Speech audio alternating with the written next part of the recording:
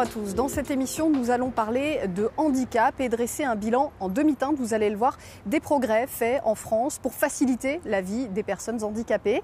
Il reste encore, en effet, beaucoup à faire. Et nous allons nous pencher tout de suite sur la liberté de circulation des personnes handicapées. En 2005, la loi donnait 10 ans aux établissements recevant du public pour faire les travaux nécessaires afin d'être accessibles à tous. Ce délai est dépassé et pourtant, seuls 30% de ces établissements sont aujourd'hui aux normes.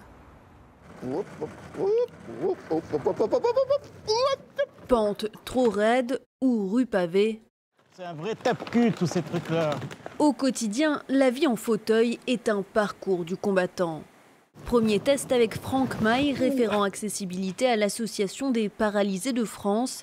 À l'aide de son niveau, il mesure la pente qui permet d'accéder à cette mairie de la banlieue parisienne. Verdict, 13%. C'est trop, bien sûr, bien sûr. Personne ne peut monter ça. Puis elle est pas aux normes. Elle n'est pas aux normes, cette pente. Normalement, la norme, c'est combien? La norme, c'est 4%.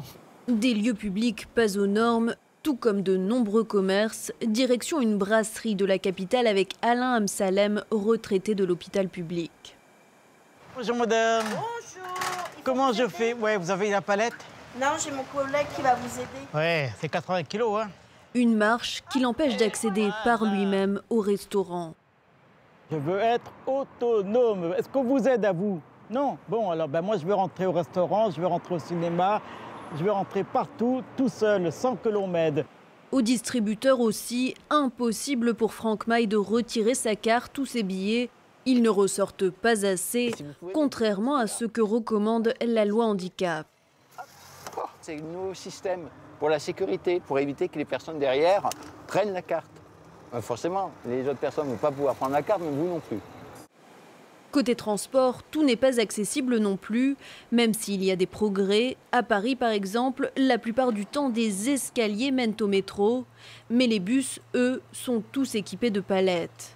Pour Alain Amsalem, pouvoir se déplacer partout est un luxe, comme ici, sa cantine.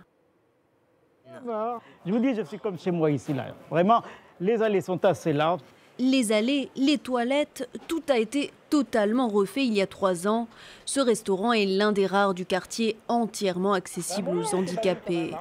Mais plus de 10 ans après la loi handicap, près d'une personne sur 2 estime que son quotidien ne s'est pas amélioré.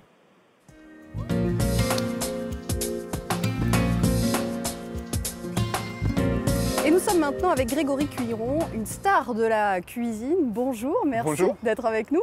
Vous avez prouvé à la France entière dans l'émission de télévision Top Chef que votre handicap à la main ne vous empêchait pas de rivaliser avec des grands chefs. Et vous êtes aussi l'ambassadeur de l'AGFIP, une association pour l'insertion professionnelle des personnes en situation de handicap.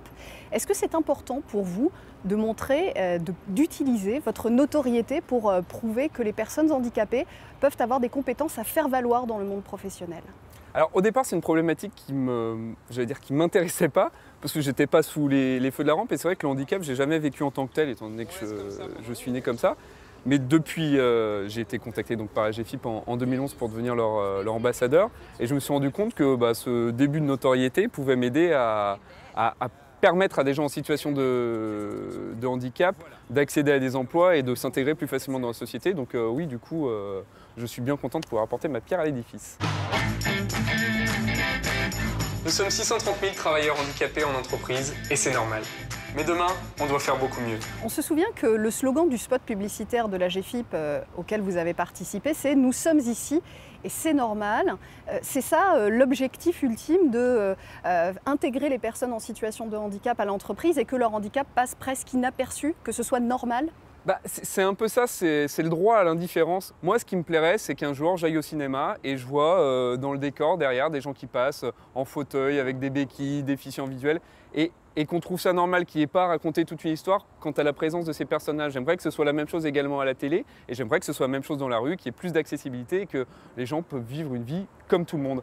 Pour arriver à ce que les entreprises emploient plus de personnes handicapées, qu'est-ce qu'il faudrait selon vous? Des meilleures conditions de travail, mais pour faire le tour des entreprises depuis 5 ans, je trouve que c'est déjà le cas. Je vois, quand j'ai commencé mon job d'ambassadeur de la GFIP, la première chose que me disaient les gens des RH ou les chefs d'entreprise, c'est « alors nous, on fait tant de pourcents de travailleurs en situation de handicap ». Maintenant, ce qu'ils valorisent, c'est la réussite de l'insertion. Ils me disent « ah ben nous, on a Jean-Paul avec nous, et il est comme ça, il a mené les équipes d'une main de maître, il est performant, et ça me fait plaisir comme discours ». Vous avez commenté les JO de Londres, les Jeux paralympiques de Londres en 2012. Vous allez commenter ceux de Rio. Pourquoi est-ce que vous vous impliquez là-dedans ? Moi, je veille au bon emploi des personnes en situation de handicap, mais la vie, c'est pas juste aller au boulot et se coucher le soir et basta cosy. C'est aussi avoir des activités. Et en cela, je pousse vraiment les personnes en situation de handicap à essayer de faire du sport. Ils ne sont pas obligés de faire les Paralympiques, hein. Juste pour le plaisir, c'est déjà pas mal. Et je trouve que l'accès à la culture, l'accès au sport sont des choses primordiales pour s'insérer dans une société. Merci beaucoup, Grégory Cuiron. C'est un plaisir. Et justement, ces athlètes qui prouvent que leur handicap ne les arrête pas, nous en avons rencontré un nageur privé de ses 4 membres et qui participe aux Jeux de Rio dans l'équipe de France paralympique. Son portrait. Une plongée dans les souvenirs de son enfance. J'avais vraiment une tête de petit gamin en fait, hein, une tête toute ronde là. Théo Curin a été amputé des 4 membres après une méningite foudroyante. Il n'avait que 6 ans. Aujourd'hui, les plus belles pages de son histoire restent à écrire. Pôle France Handisport de Vichy, il est 7 h du matin et depuis quelques semaines, le rythme des entraînements s'est accéléré. Là, c'est bien quoi en termes de cadence, mais essaie de sentir que ça passe au bon endroit les appuis. Chaque seconde gagnée dans l'eau rapproche un peu plus Théo de son ambition paralympique. Les Jeux paralympiques, c'est un rêve et je m'imagine dans la finale et tout. Et ouais, il y a des jours comme ça, même en cours, j'y pense. Et ouais, dès qu'on a un objectif, faut y penser et c'est comme ça qu'on ira le voir. Bien sûr, il y a toujours les petits défis du quotidien à relever. Glisser la clé dans la serrure ou se brosser les cheveux. Beaucoup moins besoin de personnes pour m'aider. J'ai toujours besoin de petites aides le matin pour m'aider à mettre mes prothèses. Et c'est sûr que je prends beaucoup plus de choses en main, je vais dire, mais voilà. En 3 ans, le petit nageur s'est transformé en compétiteur. Chaque semaine, il s'impose 4 séances de musculation. Le podium paralympique est à ce prix. Comme j'ai pas les jambes pour faire des battements, il faut vraiment que je sois gainé au niveau du bassin. Donc là, on travaille sur cette marche pour essayer de monter en restant gainé. On est obligé de passer par ces épreuves, les entraînements tous les jours, 2 fois par jour, pour essayer de réaliser nos rêves. Ouais. Son courage, il le puise aussi dans le regard de sa famille. Son père se souvient, Théo revient de loin. 10 ans, il est tombé malade. Que j'ai appelé le pompier, qu'il avait 41. Et là, quand je le revois nager, je vois que ça s'améliore. Hein. C'est incroyable. Théo est le plus jeune des 6 nageurs de l'équipe de France qui s'illustrera à Rio. Son regard est fixé vers un possible podium. Pourquoi pas pour le 200 mètres nage libre. Les personnes en situation de handicap, comme tout un chacun, rêvent d'avoir une vie épanouie et cela passe par le fait d'avoir une sexualité. Par son côté intime, cet aspect a souvent été occulté du débat public et des lois. Mais le droit à une sexualité pour les handicapés a ses défenseurs bien décidés à faire entendre leur voix. Regardez ce couple. Un couple hors norme. Gilles, 30 ans, et Marcel, 61 ans. Lourdement handicapés. Ce jour-là, ils se retrouvent enfin seuls, en toute intimité, sans auxiliaire de vie, au bord de l'eau, près de leur maison en Alsace. Quand j'ai rencontré Marcel, je suis tombée amoureuse de lui et de son handicap. Si je prends Marcel, je prends aussi la vie qui va avec. On aime jouir de la vie, vraiment, et dans tous les sens du terme. Avant de rencontrer son mari, Gilles était prostitué. Un jour, Marcel l'a contacté pour un ami handicapé qui cherchait une assistante sexuelle. Une demande inhabituelle pour la jeune femme. Jusqu'ici, elle n'avait jamais été confrontée à cette réalité.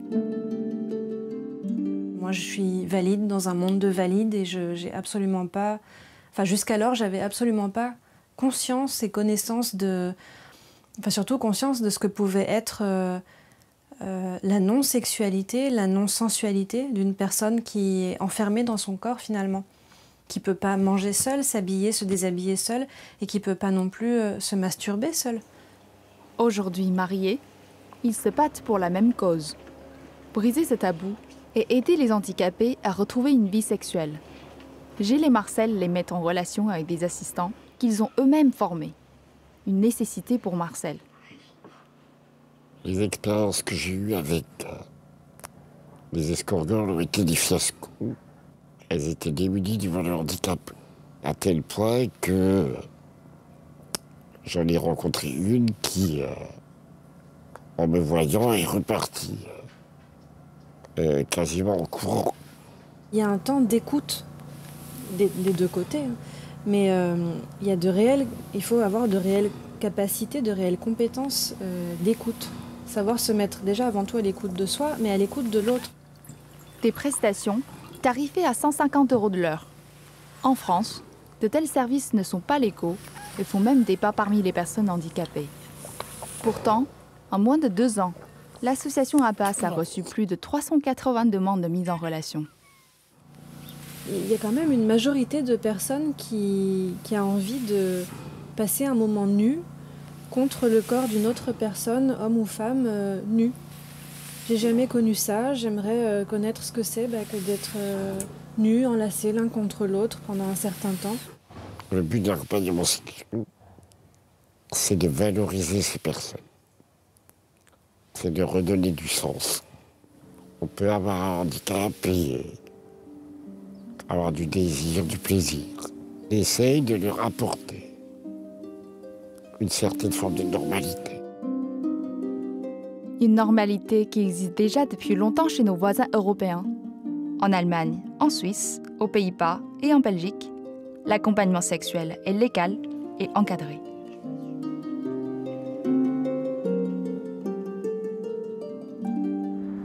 Voilà, c'est la fin de cette émission. Merci à vous de l'avoir suivi. À très vite sur France 24.